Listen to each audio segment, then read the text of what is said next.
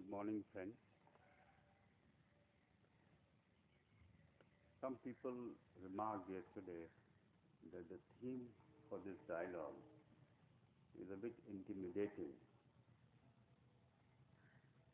and it sounds a bit technical and seems to be of interest to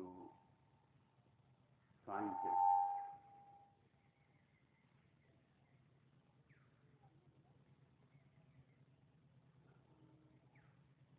But I don't agree.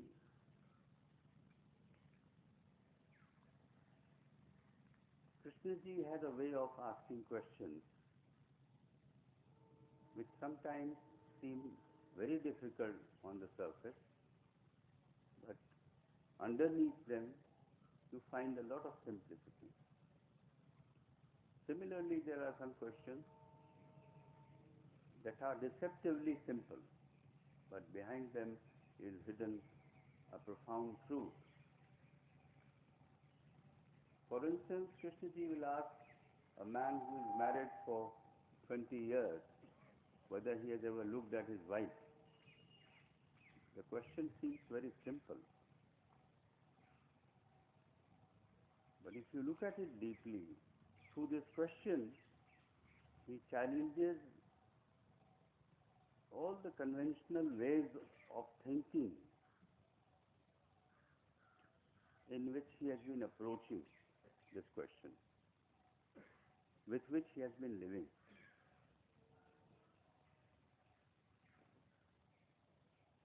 I am reminded of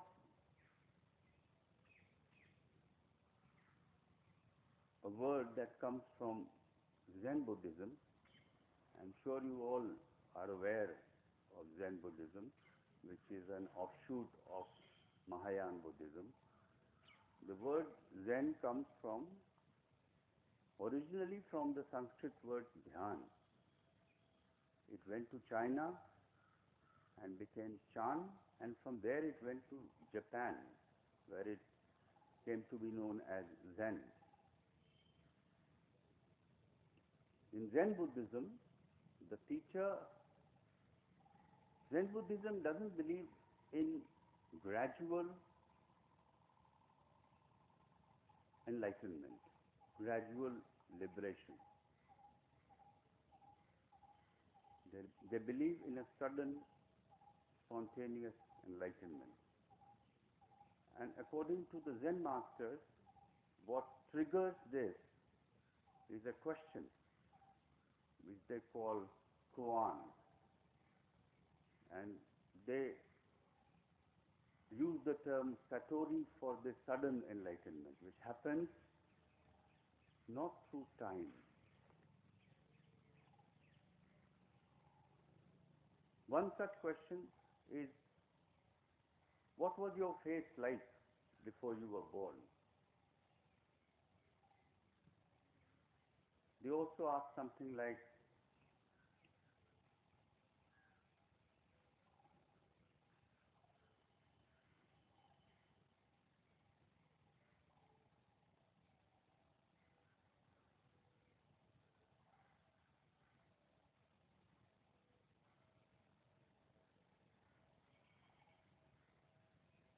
what if you had only 1 hour to live? What is the sound of one hand clapping? Now, the reason why they ask these questions is because these are the questions which we cannot answer using our accumulated memory and experiences. So they challenge the consciousness which is caught in a ceaseless thought process, which has a habit of answering questions which is stored in the memory. Questions, the answers to which are stored in the memory. And when a question like this comes as a challenge,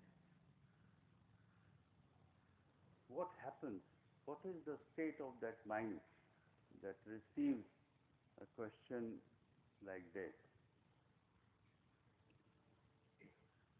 When Krishnaji says It can be a koan, can be a question, it can be a statement, it can be just one word.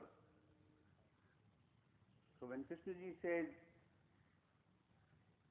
time is not a factor of inner transformation,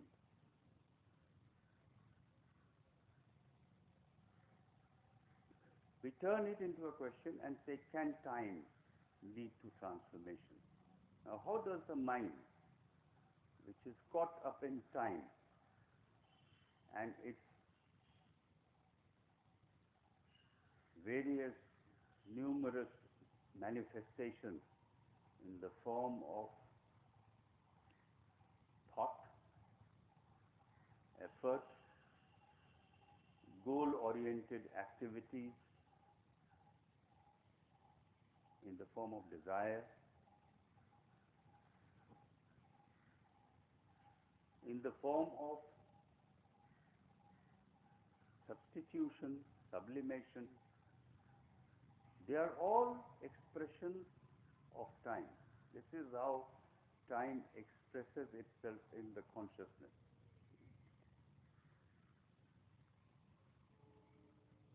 Krishnaji says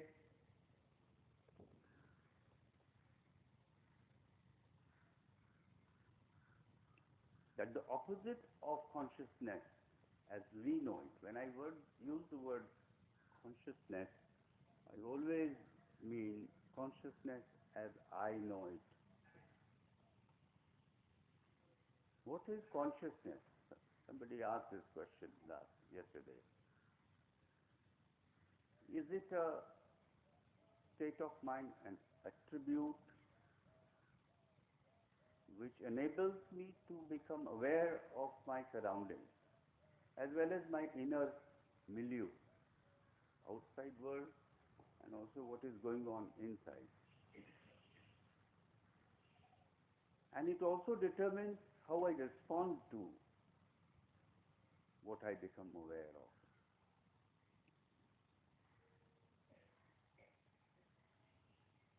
Can we call it consciousness? Does it also include our sensory perception? What I observe, what I smell, touch, listen to, all that seems to be part of this thing that we term as consciousness.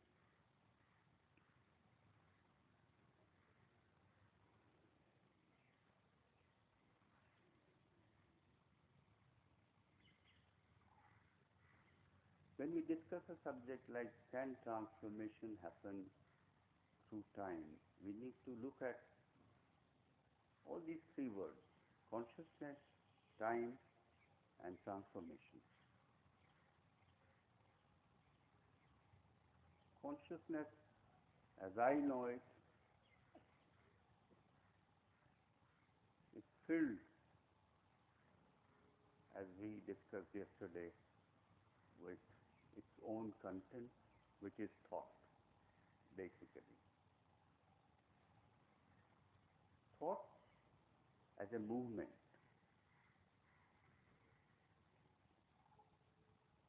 As a movement between past and future. It sways, swings like a pendulum between past and future. Whatever I think, it comes from my memory, which means it is rooted in the past.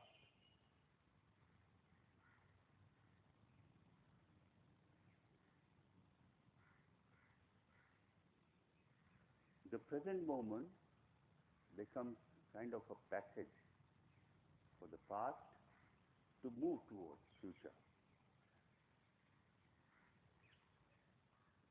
Even now, as I am talking, I can see the interference of past happening in the mind. A thought comes about something that happened yesterday, but since I am not paying attention to it, it comes and subsides, because my attention is on what I am discussing now. Similarly, a thought or two may come with respect to my future, the next day or two, what I'm going to do. And the same thing happens to that. So this is going on all the time. There's a perpetual movement of time expressed in the form of thought. There are so many things, activities of the mind through which time expresses itself in thought, in the consciousness. When we make effort to improve ourselves, self-improvement is another activity in which time is involved, which means I am unhappy today if I do certain things, meet some other kinds of people, read some scriptures, go to some gurus, there will be a change. There will be a change in the state of my mind. I am not successful. If I read some books, I may become successful. So self-improvement, there's a whole industry which is busy putting out books on self-improvement, 7 habits of highly successful, highly effective people. And when the author finds that he has not been successful enough, he writes about the 8th habit. And then 7 laws, spiritual laws of success. We just don't pay attention to what he is saying. What has spirituality to do with success? But you see these books become bestsellers because there are many people who deeply believe that self-improvement is possible through effort.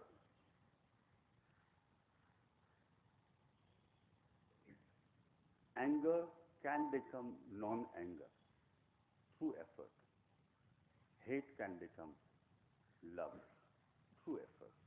Krishnaji says, hate is not the opposite of love. The opposite of consciousness is also consciousness.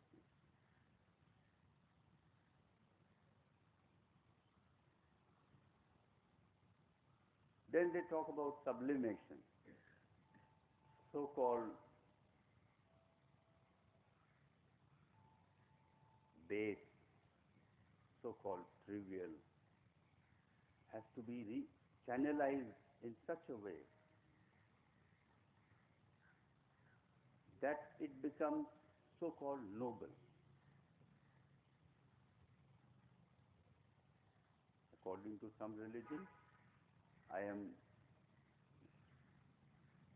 not a holy man.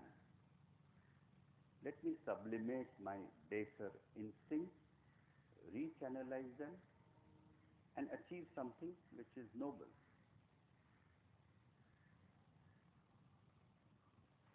But if you see clearly, carefully, it is just a modified, slightly changed form of the same thing. The word transformation means change of form. Something that has undergone a change and now appears in a different form.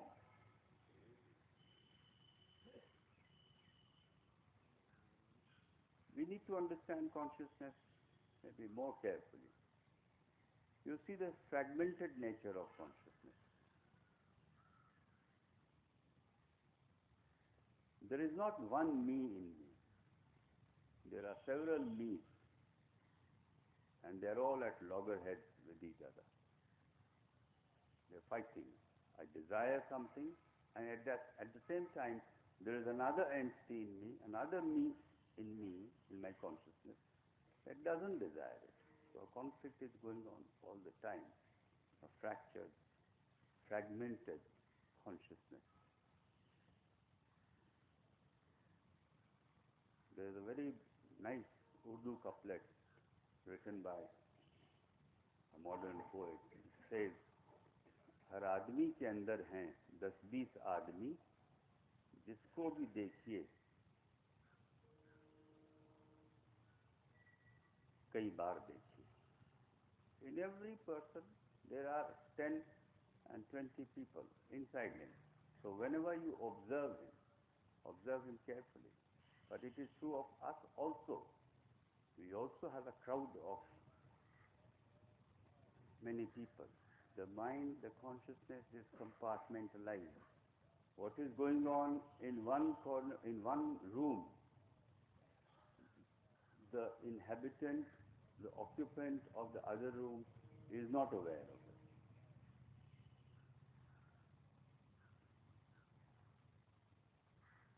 How does one see all this? Because Krishnaji has said, okay, he has said this, you observe.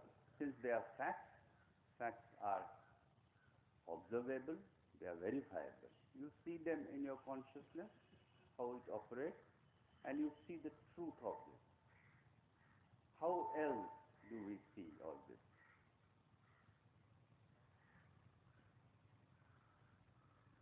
One of the profoundest insights, in my opinion, that Krishnaji has shared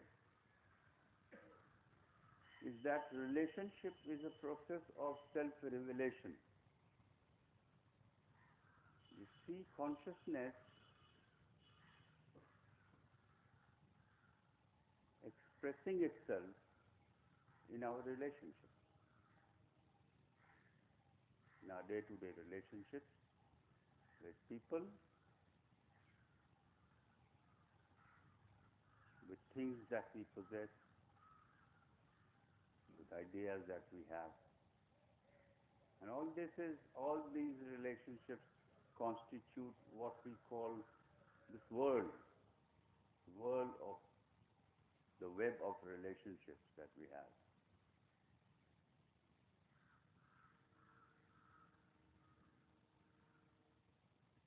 Krishnaji says that it's a mirror. Relationship is a mirror.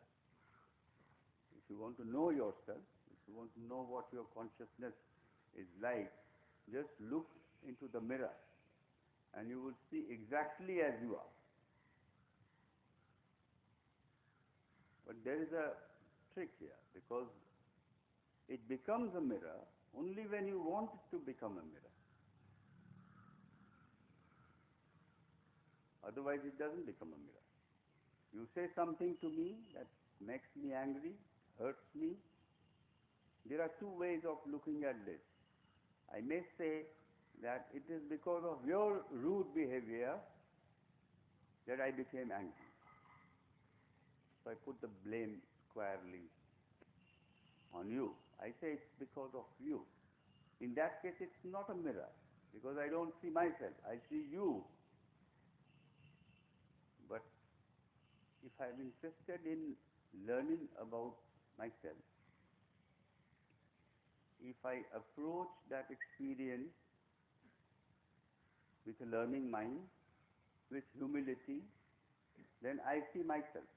I see that there is anger in me. The mirror shows at that particular time, in that particular relationship, that I have anger in me. And when there is a provocation, when somebody provokes, it comes out. This is how we see consciousness. We see consciousness as it has manifested itself in the outer world. And look at what this fragmented consciousness has done in the outer world. If you read the newspapers, you will see that only the dates and the places and the names of the people have changed. The content seems the same every day, the same news.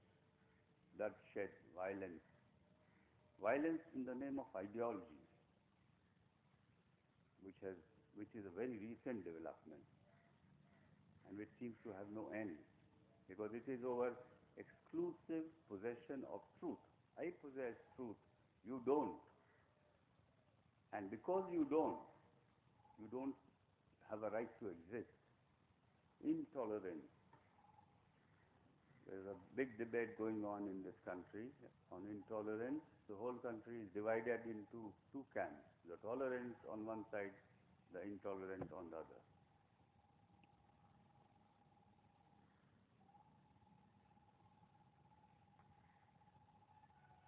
Look at our relationship with nature. In a world where somebody like Krishnaji had so much compassion and makes a statement like, the man who kills a deer kills his neighbor. Just see the immense compassion that this statement contains. Between September to November every year, in Faroe Islands, almost 2,000 whales are killed just for the fun of it. Not because the flesh is eaten, because it is not considered safe for human consumption, but they are just killed. And small children can be seen with sharp knives.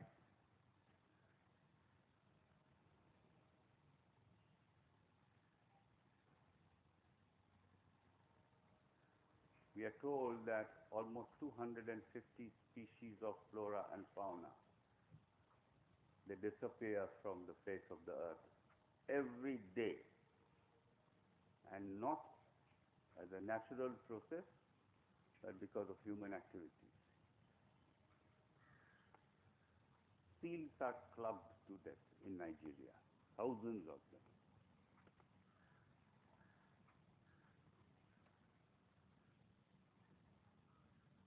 Krishnaji used to say that when you have no relationship with nature, we become violent human beings, we become cruel, we become murderers.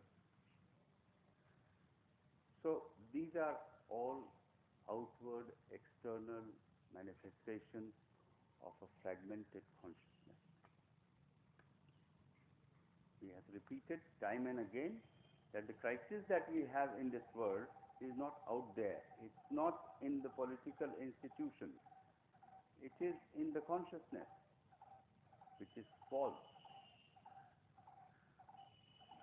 The word false consciousness has also been used by Karl Marx, but he uses it in a different context. He says that the proletariat,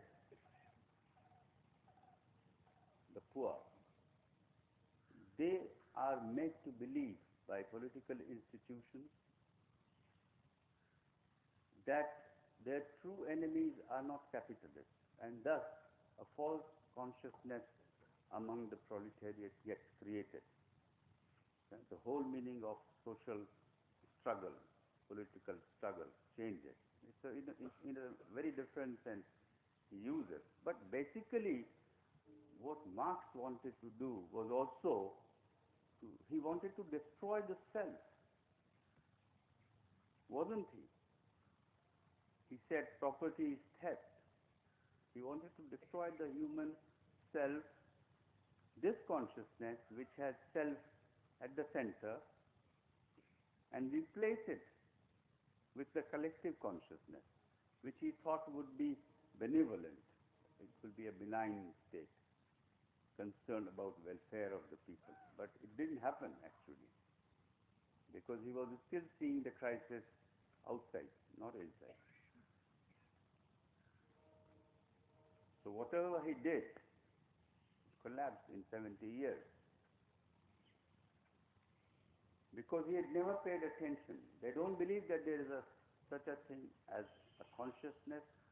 They're saying everything is outside. What happens if you change the external condition? The inner also undergoes a change. It is not, and it is not the other way around. But in the East, we have always believed that the crisis is inside a human being. It's in the individual consciousness, but it's not actually an individual consciousness. The consciousness, and I have not experienced it thus, in this way, is a global unitary movement. It's not an individual consciousness. So this is another feature of the consciousness that we have, that we feel that the me, which is at the center of this consciousness, is a separate It is responsible for all the separative thought process that we have. And therefore, there is a constant conflict going on between the me and the other me. I fight with you, not with you. The me in you fights with the me in me. It is this consciousness which Krishnaji says needs to be transformed radically. And transformation doesn't mean that you do some piecemeal work, you do some work here, some work there, you deal with one phenomena, you are selectively aware of something because it causes disturbance, you want to end it. You want to deal with anger, you want to end it, but other things can remain. So we are not able to look at the consciousness in its totality. So unless we understand the nature of what we are trying to change, how are we going to do it? So this is the first step, perhaps, that we need to understand what we want to change. Otherwise we will change something else, and this, which has a crisis, will remain where it is.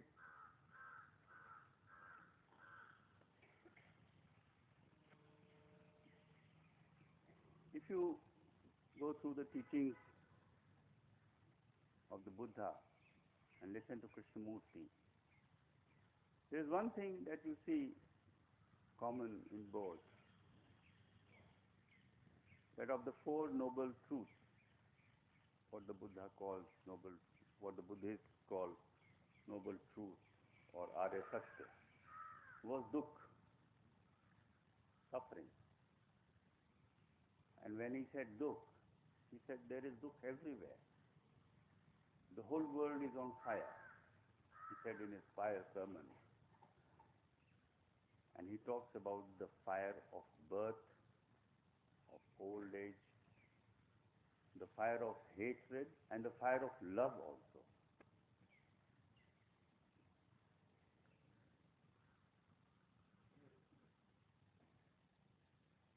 You listen to Krishnamurti in most of his talks, whether he's talking in most serene, beautiful surroundings in Switzerland, in places like Rajghat or Rishi Valley, he's also talking about harping on the same thing, inner conflict, which is a form of suffering. Regardless of the people he's talking to, regardless of their economic and social status, of their nationality, sex, the only thing he talks about is inner conflict.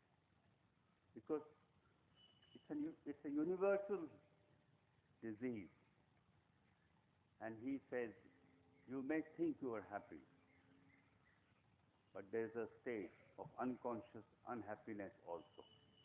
You may be unhappy, but you may be unconscious of it.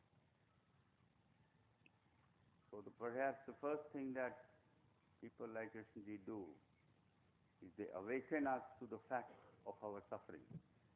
You may believe that you don't suffer, which doesn't mean that they are pessimistic and they are interested in painting a very gloomy picture about humanity and they don't see happiness anywhere. Not that.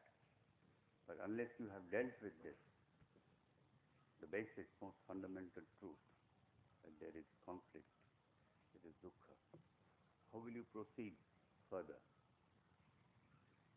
I'm trying to go step by step, and then the second thing that the teachings point out is look for causation, look for the cause of this suffering, of this conflict. Logically, if something has happened, it has a cause. If you end the cause, it should end.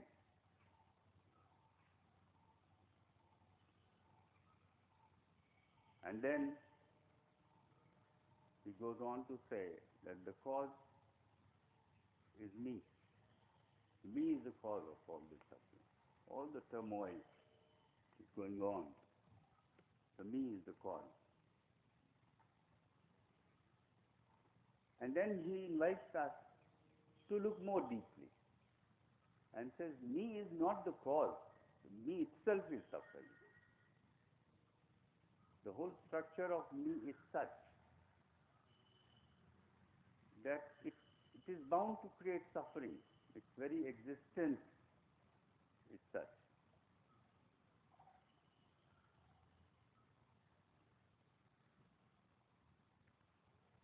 So, this much is understandable. But when he says, now when you have realized that me itself is suffering, you will also see that there is nothing you can do about this. Because whatever you do will be an activity of the me. It will only perpetuate the suffering. Because the me, in whichever direction it moves, it creates suffering.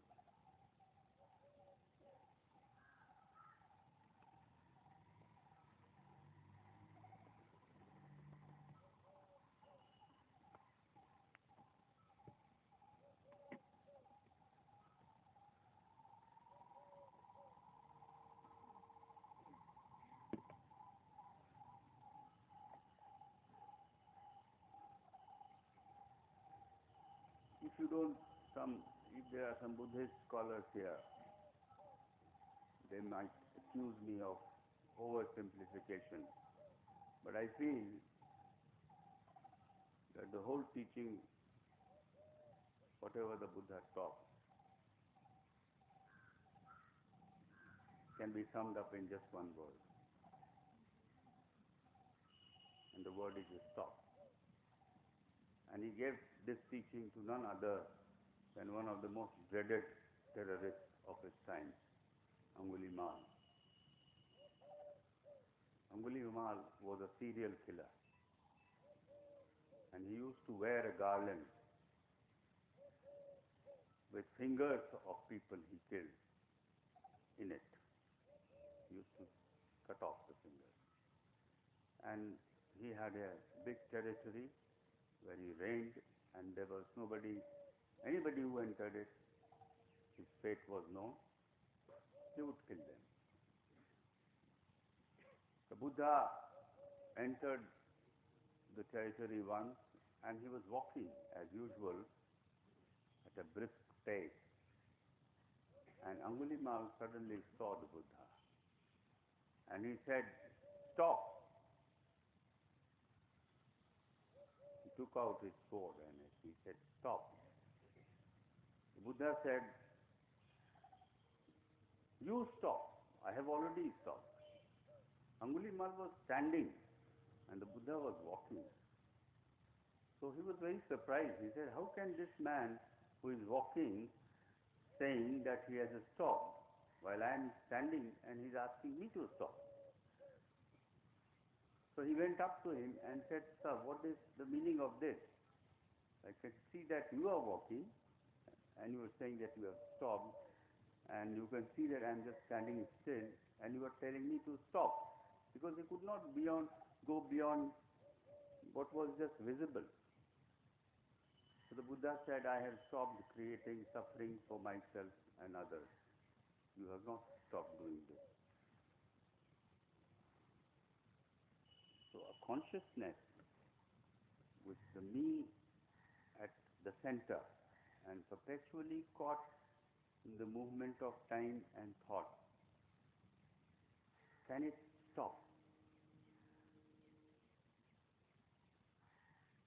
When Krishnaji talks about transformation, is he not talking about this stopping on its own? Not because some external agency has pointed out, but because it has seen consciousness as it is, yatha bhutam, without any distortion. It has seen the content of consciousness, experienced the suffering that it has caused, and that observation has given rise to this question: can this stop? The question is not a borrowed question from a philosopher or from a great teacher. The question whether all this thing can stop totally. Not that I keep some of it because it gives me pleasure, but I want to discard the rest because it gives me pain. Not that, but actually see the content, see the interrelationship between what gives us happiness and what gives us sorrow, seeing that they both emanate from the same ground, seeing this in its totality. Can it say stop? Stopping means the movement of time, the movement of thought, effort, searching for a path, searching for a guru, searching for salvation in some technique, method. Every way in which time expresses itself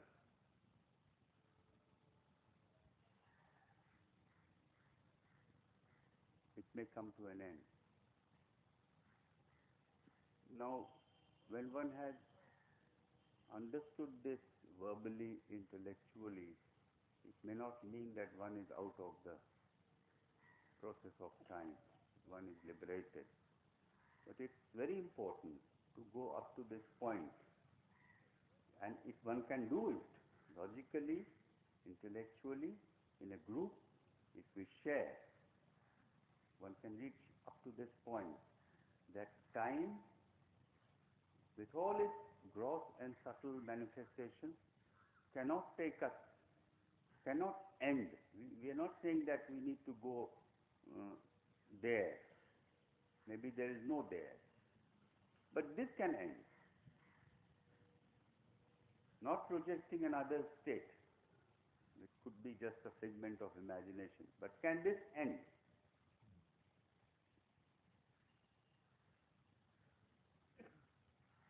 The mind can ask this question with humility,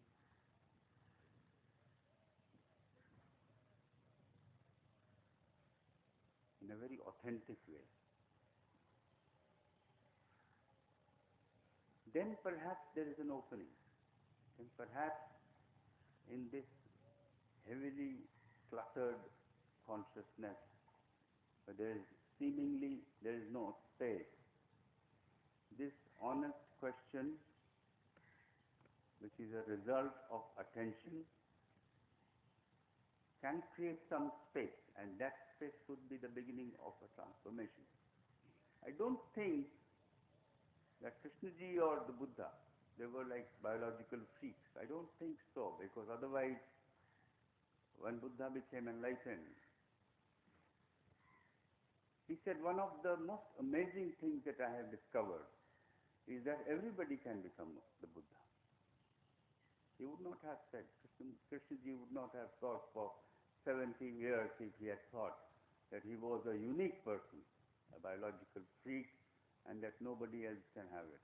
Perhaps he thought because he knew that it was possible for each one of us to see the consciousness as it is. And the key was in this. The observation of what is, without judgment, is the highest form of intelligence.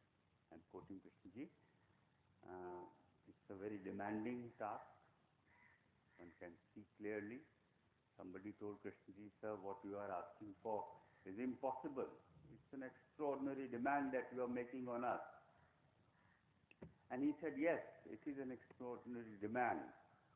But then the crisis is also extraordinary.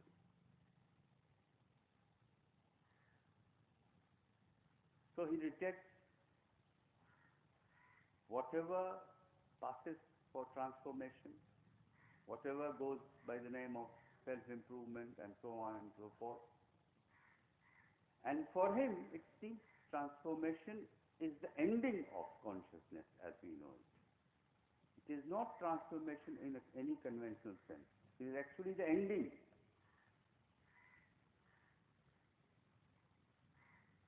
ending without having in mind a goal, without a motive.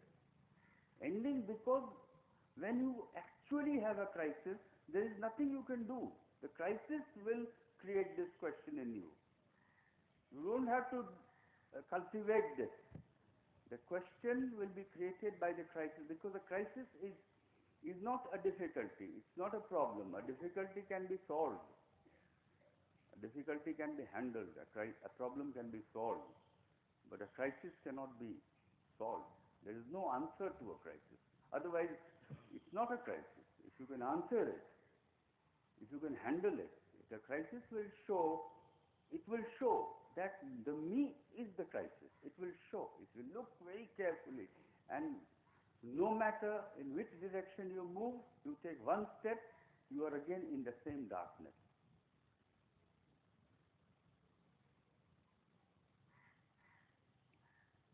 So what the Zen people did, they tried to do it artificially, by creating a question externally.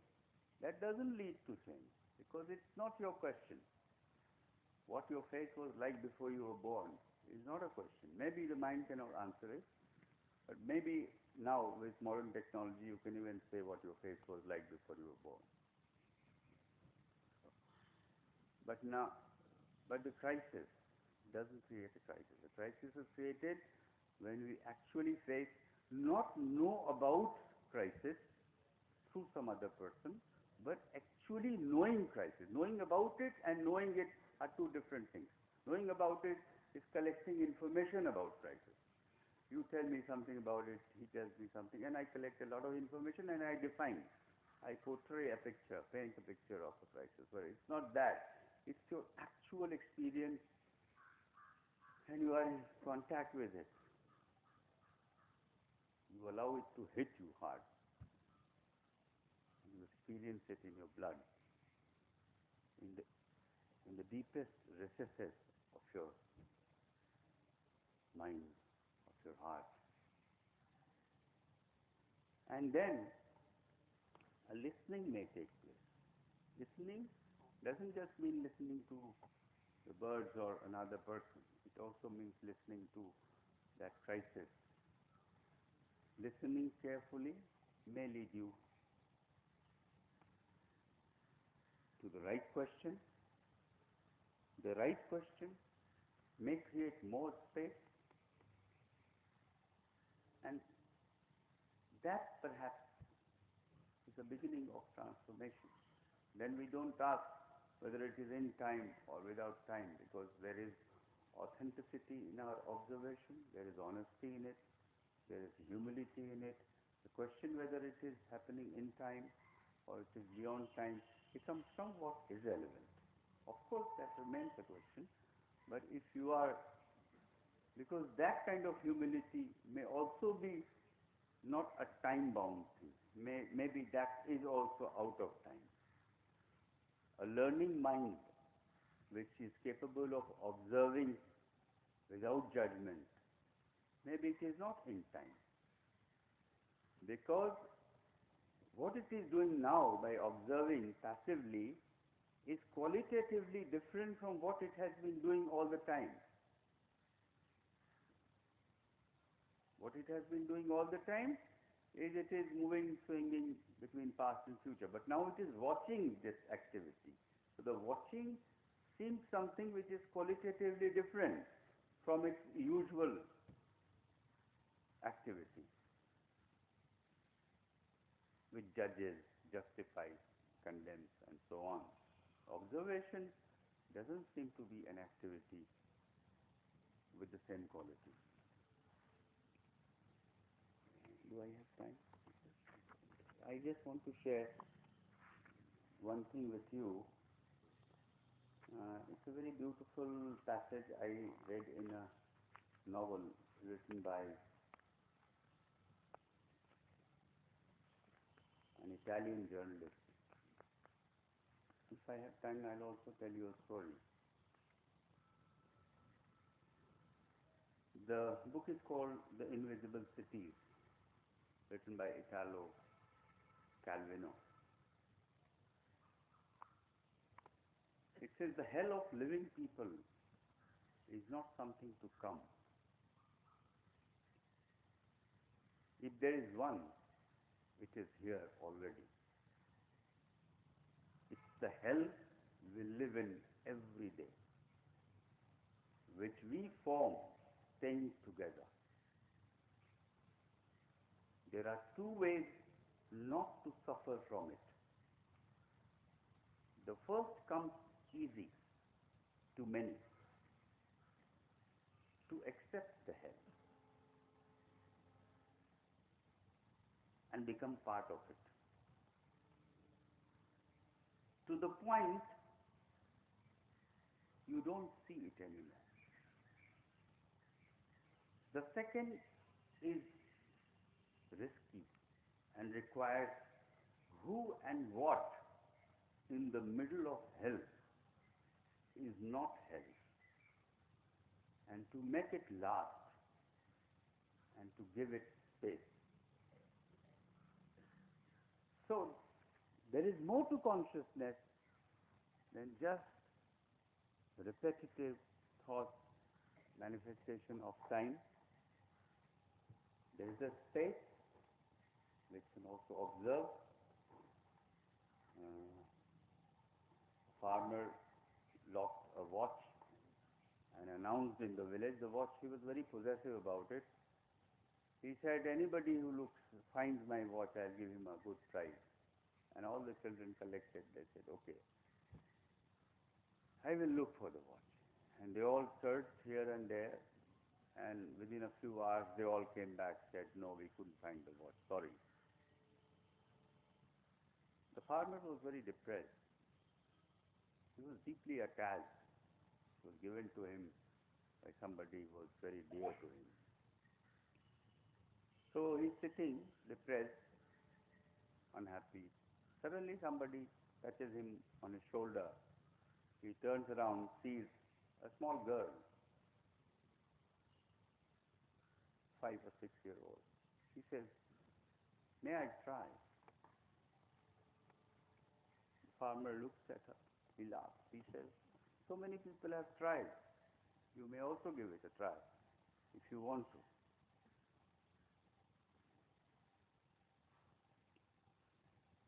The girl says, just give me a few minutes.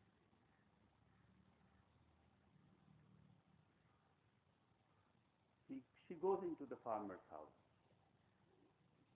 goes into his bedroom, and after about 15 minutes, she comes back to the farmer. Her fist is closed. She opens it, and the watch is there. The farmer is very happy, but he's very surprised also. He said, oh, how could you find it? Because nobody else could find it. All the boys, all the children in the village tried so hard. He said, I just went into your room. I sat quietly. There were too many sounds, different kinds of sounds. I listened more carefully, very intensely, with rapt attention, and suddenly I heard the sound of something sticking.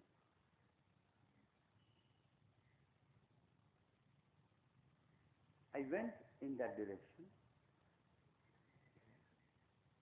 The sound became louder. I went closer. I could see there was a cupboard. I opened the cupboard, and you had your clothes there, many layers of your clothes. I removed one layer after another, and between those layers, I found the clock.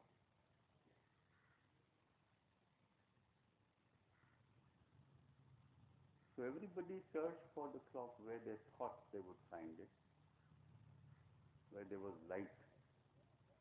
But she used her capacity to listen, to observe, not mind. Everybody responded from their mind.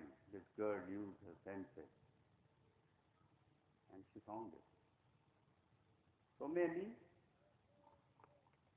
Krishnaji is asking us to to shift this center of existence from a thought-dominated consciousness and awaken the senses a little bit more.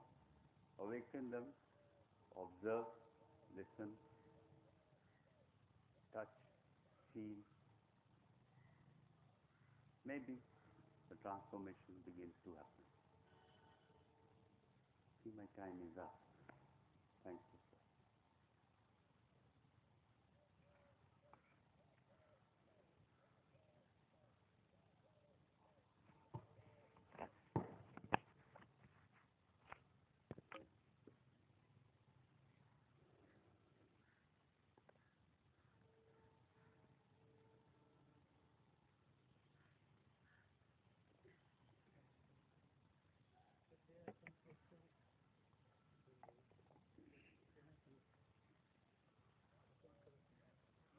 Is there some question?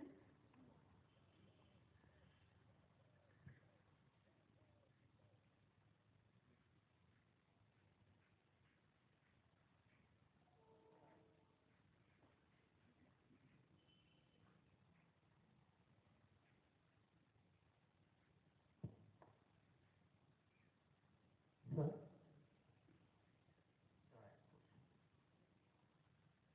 the one thing I want to know, I have heard words like temperament, instinct, having connection with biology.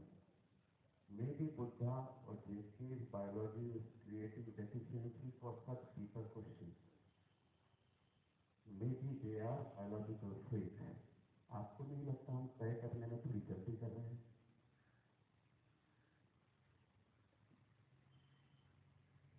मैंने तय नहीं किया है. It's not that I am saying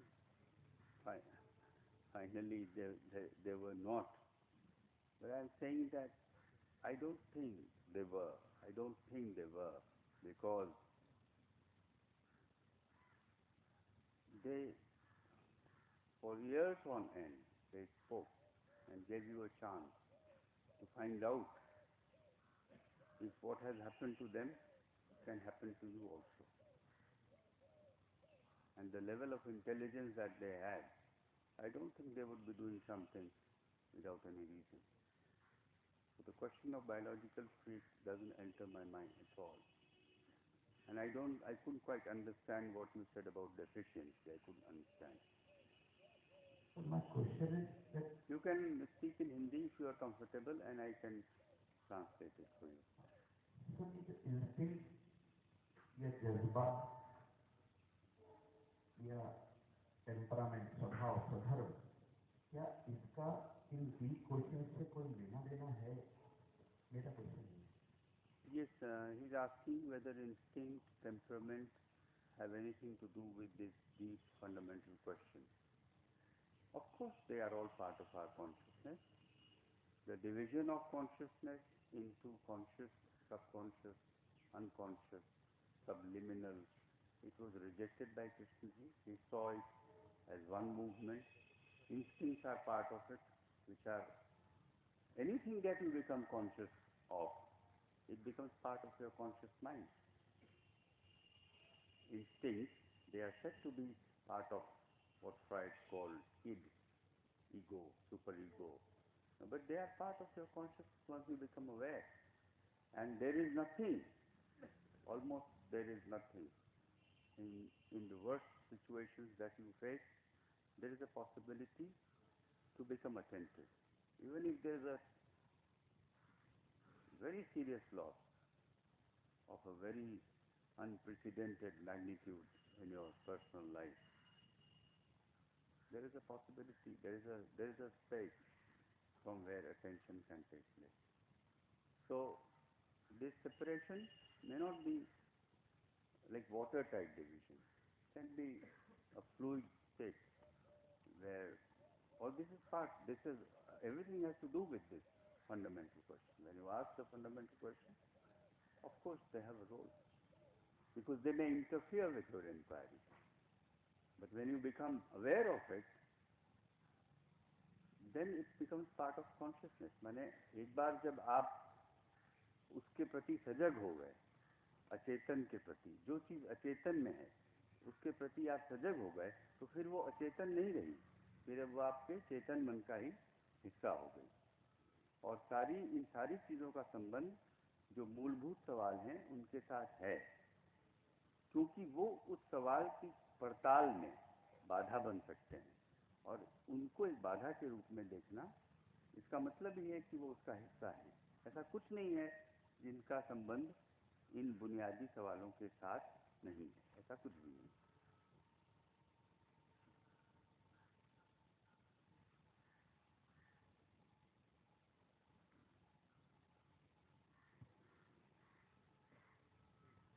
Also ask one question. Yeah, sorry.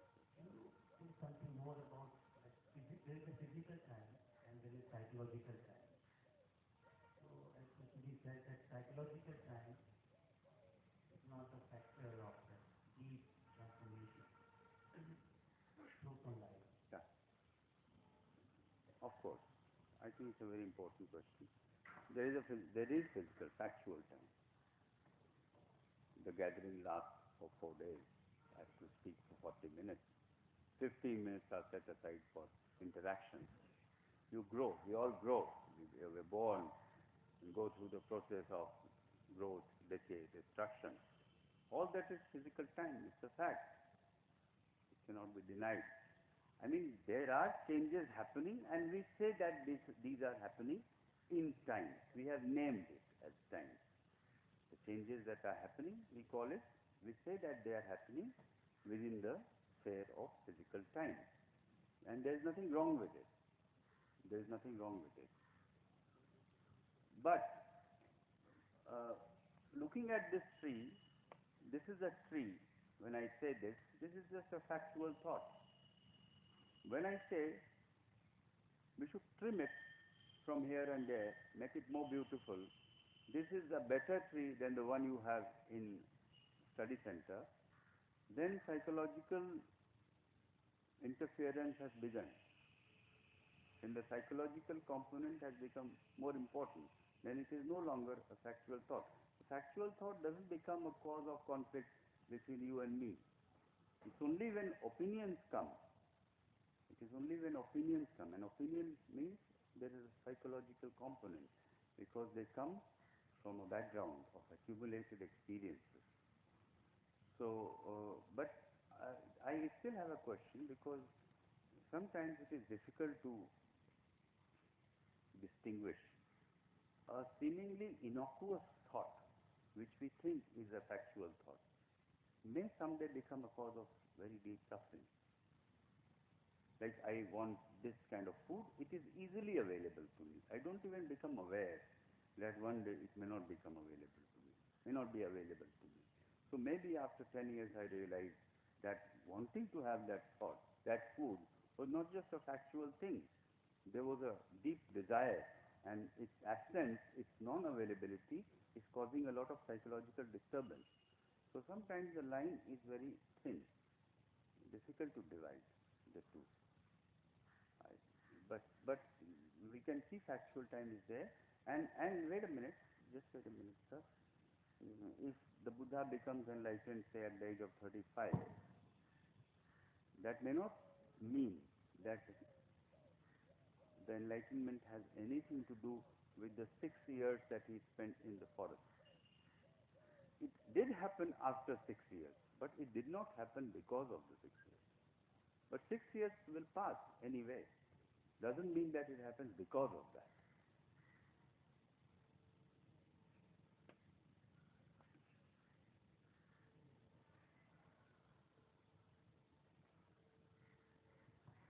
Thank you, Chaitanya, for a very nice talk. I have a question. You mentioned that the transformation of consciousness will not happen with time, will not happen through method or through effort. If that is the case, how can we then seek education for the transformation of consciousness? If you could say a little more about that. What can education involve, if effort or method or time or practice in lead to transformation?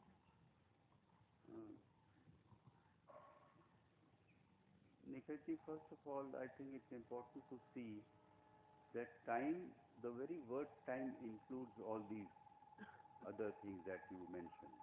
It includes effort, it includes search for a method, technique, and so on.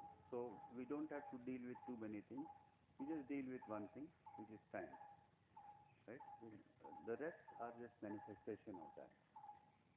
Movement. The role of education perhaps is to sow the seeds. When you ask this question, this very question, how is it going to happen? You are not looking for a method, I'm sure. But this question, when you ask with honesty and with a view to really actually learning about it, then that question itself creates the space. And that space itself could be the beginning of transformation. As Krishnaji says, the answer is in the question itself. If the question is right, it has come from the depths of your understanding,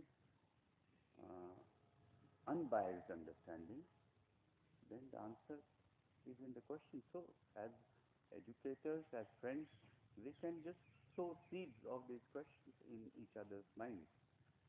And it seems that there is a possibility, there is an energy in that question that can dispel some darkness. There is one thing that I want to mention, I should mention it. Krishnaji talks about flash of insight. He says it's instantaneous, it happens suddenly, it may happen for a fraction of a second.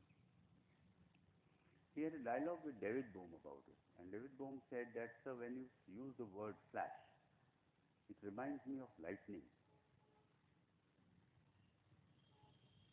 which happens as a flash, in a flash. But lightning is followed by and it is preceded by darkness. It is only for a second that everything gets filled with, whole atmosphere gets filled with light. But it is preceded immediately and followed immediately by complete darkness. So then what is the value of this insight? It happens in a flash and without time. Krishnaji says that flash of insight, it ends the creator of darkness. Not just darkness, but the maker of darkness, the center of darkness. And once the center is gone, maybe the entity that is producing darkness may come to an end. I'm just speculating about it, but I had this in mind because if it happens suddenly for a second and then it's again followed by darkness, then what is the value? So in answer to your question, Nikhaj, I can only say, Nikhaji, that question, because generally we don't ask questions. Nobody asks questions. We have an unexamined consciousness. And an unexamined consciousness creates a lot of problems. Once we ask questions to ourselves, to our friends, there's the possibility of some openness coming into being.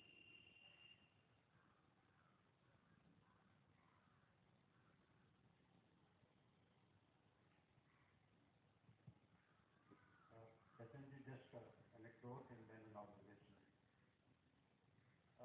I think it was Rishi Valley that Krishna was addressing a gathering, and gentleman got up and said, Krishna, I've been hearing you for 30 years and I've attended almost all your dialogues in India and I've not reached anywhere. So Krishna said, sir, because you have not stopped. So he did point it out, and even at a situation of extreme crisis, as you mentioned, it is possible to see, and if small conditions are set, it's quite possible. So I think he made a very profound statement.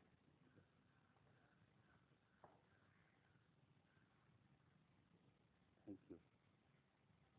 And also he said, in answer to one of the questions, similar question, that I have been exploring your teachings and nothing has happened. And he said that there are no teachings to explore. You have to explore your own life, not the teachings. That's also very interesting.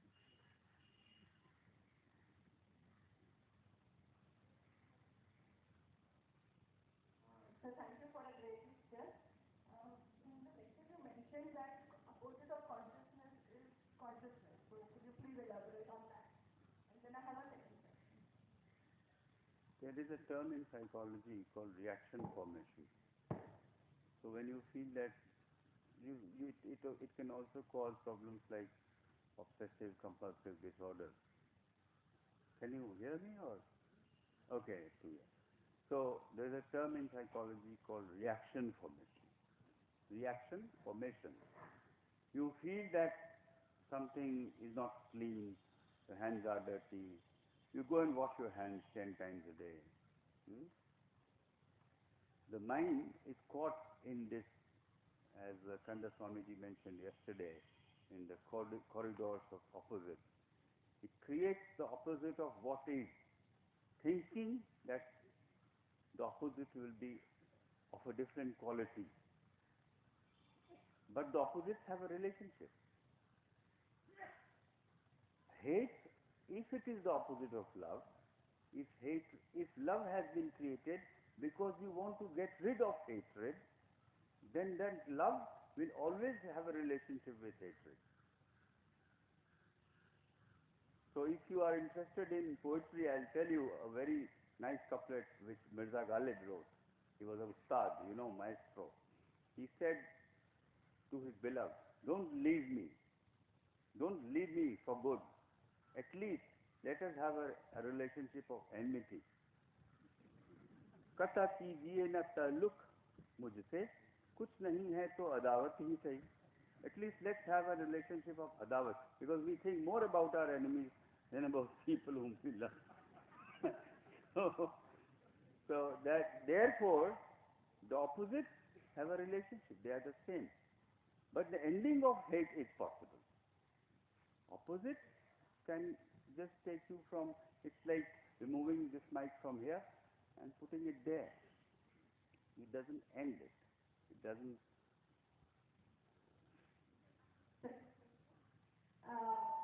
Nicely told, concluded Buddha's teaching section that just he said stop.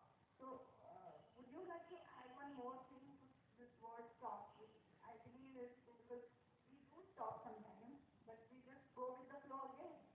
So perhaps this stop means stillness, stop and be still. Should we add that so that at least we retain that? If you have stopped and you also see that you go on again, then you have actually stopped, because you can see it. You can see that you have stopped, and you can also see that you have continued. But since you are aware of both, then somewhere you have stopped. There is a nice prayer which is in T.S. Eliot's poem. It says, teach us to care and not to care. Teach us to be still. So that demands wisdom. What to care for, what not to care for, and teach us to be still. So I think it's time to stop for the time being. Thank you.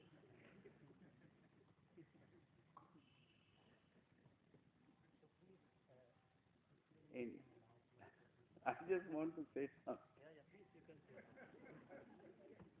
Yesterday, Kanda Swamiji said something about not clapping. So, I saw a video the other day. Krishnaji was giving a talk at Washington, D.C. And he sat on the stage, big dais, and people got up and they gave him a standing ovation. There was a lot of clapping going on. And when it subsided, he said, please don't clap. And if at all you have to, clap with one hand.